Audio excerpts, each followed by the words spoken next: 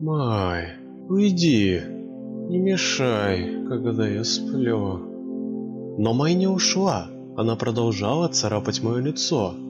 Да что с тобой? Ты сегодня такая горячая. Твои когти похожи на бенгальские огни. Я слишком устал, чтобы бороться с кошкой, поэтому просто терпел ее царапки.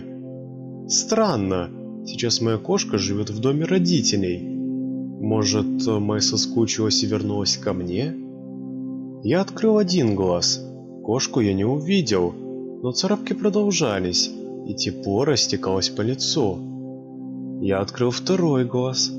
По моему лицу бегала звездочка, маленькая звездочка, размером со снежинку.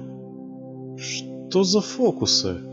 Я в квартире один, окна закрыты, а на небе тучи. Что происходит? Звездочка меня не слышала.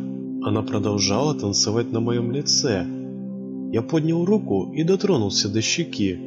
Звездочка ударилась о палец, отлетела и снова принялась кружиться. Я с рождения не люблю такие непонятные вещи. Сразу начинаю фантазировать разные небылицы. Иногда страшные, и мне самому становится страшно. Иногда веселые, и я начинаю смеяться без остановки. Я задумался и проглотил звездочку. Поверьте, мне стало не до смеха. Что звезда может сделать внутри меня? Но она ничего не сделала. Просто появилась на моем носу, и все. Я дотронулся до звездочки. Она повисла на моем пальце.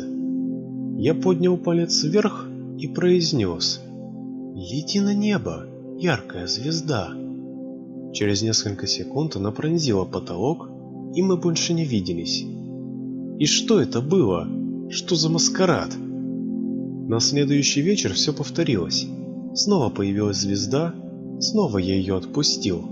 Я просто сказал: «Лети, сверкай и не забывай, что ты самая яркая». На следующий день на моем лице танцевало 5 звезд. «Что? Вы все хотите на небо?» Звездочки стали кивать лучиками. Через неделю я был взят на полную ставку. Каждый вечер я отправлял звездочки в космос. Под конец месяца в моей комнате скопилась увесистая россыпь звезд. Не хватает полумесяца и летнего ветерка, чтобы начать скучать по лету. Значит, все собрались? Все звезды разом кивнули. Отлично. Тогда все в очередь. Что дальше было, никто не поверит. Звездочки стали толкать друг друга, чтобы занять лучшие места рядом с моим пальцем.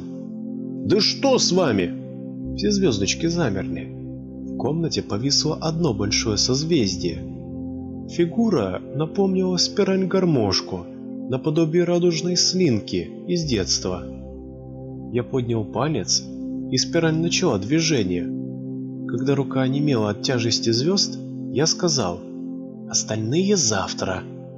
Звезды разлетелись по комнате и, кажется, обиделись на меня. Мне нравилось смотреть на звездное небо. Настолько близкое звездное небо. Маленькие галактики, созвездия, скопления звезд были такими красивыми и настоящими. Так продолжалось целую неделю. Каждый день звездочек становилось меньше, и я начинал скучать по их ярким лучам. Галактики исчезали во тьме, созвездия теряли свои очертания. На моем пальце дрожала последняя звезда. Я не хотел ее отпускать, хотел оставить себе. Но, похоже, ее ждали братья и сестры. «Милая, лети высоко-высоко, свети ярко-ярко. Помни всегда, ты самая теплая и нежная звезда». Звездочка засияла, полетела, но вскоре остановилась и превратилась в звездное озеро.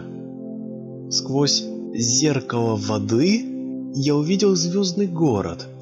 Дома, улицы, парки, дороги были яркими, блестящими и сказочными. В городе жили звездочки. Внезапно по улицам сказочного города прокатился ураган. Звездочки разлетелись в разные стороны, Многие навсегда потеряли связь с городом, исчезали бесследно. Я увидел, как одинокие звезды падали на мою планету. Так вот в чем дело. Космический ураган забросил вас на Землю. Видение исчезло, а в комнате больше не было звезд.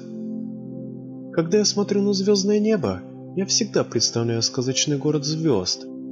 Может, когда-нибудь я опять помогу им вернуться домой. Непременно помогу.